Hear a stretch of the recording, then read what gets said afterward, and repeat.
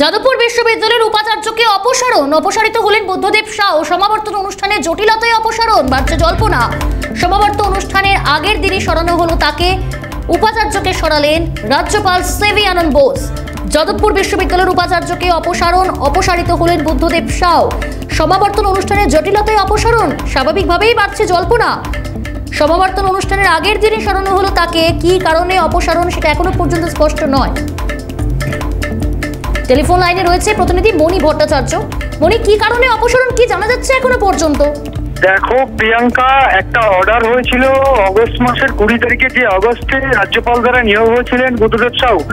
সেই নিয়োগের পর থেকেই উনি অন্তর্বর্তী উপাচার্য হিসাবে যাদবপুর বিশ্ববিদ্যালয়ের দায়ভার সামলাচ্ছিলেন। এরপর যেটা হয়েছে, গত কয়েকদিন ধরেই সমাবর্তন নিয়ে কি জটিলতার সৃষ্টি হয়েছিল, যেখানে বারবার করে বলা হচ্ছিল এবং আমাদের সংবাদ মাধ্যমে বারবার প্রচারিত হয়েছে যে সমাবর্তন অনুষ্ঠান করতে গেলে কিন্তু আচার্য রাজ্যপালের অনুমতি লাগবে, যে অনুমতি ছাড়াই উনি সমাবর্তন অনুষ্ঠান আয়োজন করেছিলেন। সেটা আগামীকাল অর্থাৎ 24 তারিখ সমাবর্তন অনুষ্ঠান ছিল। এর মধ্যেই আজ অর্থাৎ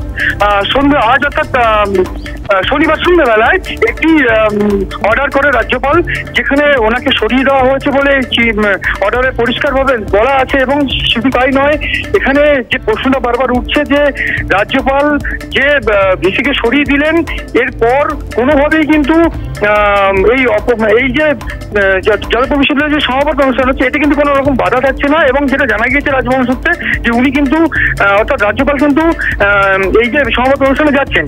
এখানে যেটা ঘটনা সেটা হচ্ছে যে নিয়োগপত্র ছিল সেখানে উল্লেখ ছিল টিল ফার্দার অর্ডার অব্দি উপাচার্য থাকবেন বুদ্ধদেব সাউ। আজ সন্ধ্যায় যে নির্দেশিকা জারি হয় সেখানে ওই অর্ডারটা প্রত্যাহার করেন রাজ্যপাল। এছাড়া যেটা জানা গিয়েছে যে এই যে সমাবর্তন অনুষ্ঠানে যে রাজ্যপাল সমাবর্তন অনুষ্ঠানের এই যে আগে রাজ্যপাল দ্বারা যে যাদবপুরে ভিসিকে অপসারিত করা হলো, এরপরে রীতিমতো চাঞ্চল্য ছড়িয়েছে গোটা শিক্ষা মহলে। ধন্যবাদ মণি। কথা বলছিলাম প্রতিনিধি মণি ভট্টাচার্যের সঙ্গে। একমাত্র সিএনএর প্রতিনিধির সঙ্গে কথা বলেছেন রাজ্যপাল অপসারিত করেছে বুদ্ধদেব সাউ। বুদ্ধদেব সাউ কি প্রতিক্রিয়া দিয়েছেন এই ঘটনার পর শোনাবো আপনাদের। আমি অ্যাক্ট মানছি, সেটাই আমার অপরাধ। অ্যাক্ট ভায়োলেট করিনি। অ্যাক্টে বলা আছে ভাইস চ্যান্সেলর সে হচ্ছে কি অ্যাক্ট স্ট্যাটিউট মানাটা এনশিওর করা। এবারে আমাকে একজন যদি অ্যাক্টের বাইরে গিয়ে কোনো কিছু রিকোয়েস্ট করে বা কমেন্ট করে, I do not obey it, I do not violate act. যদি কেউ বলে যে আপনি কোর্ট করবেন না, সেইটা হচ্ছে কি যিনি বলেছেন তাকে অ্যাক্ট সেই রাইটটা দেয়নি। আমি সেই জায়গায় তার কথাটা মেনে অ্যাক্ট ভায়োলেট করতে পারবো না। ওকে। যাদবপুর বিশ্ববিদ্যালয়ের উপাচার্যকে অপসারিত হলেন বুদ্ধদেব সাউ। একমাত্র সিএনএর প্রতিনিধির সঙ্গে কথা বলেছেন অপসারিত উপাচার্য বুদ্ধদেব সাউ। তার প্রতিক্রিয়া আপনাদের সামনে তুলে ধরলাম। সমাবর্তন অনুষ্ঠানের জটিলতায় অপসারণ, বাড়ছে জল্পনা। ঠিক সমাবর্তন অনুষ্ঠানের আগের দিনই সরানো হলো তাকে। উপাচার্যকে সরালেন রাজ্যপাল সিভি আনন্দ বোস।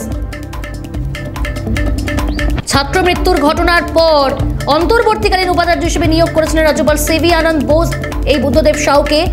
সমাবর্তন অনুষ্ঠানের আগের দিনে তাকে অপসারণ করা হলো। তার অপসারণ নিয়ে স্বাভাবিকভাবেই বাড়ছে জল্পনা।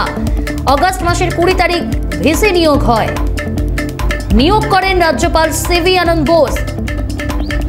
যাদবপুর বিশ্ববিদ্যালয়ের উপাচার্যকে অপসারণ, সমাবর্তন অনুষ্ঠানের আগের দিনই সরানো হলো তাকে।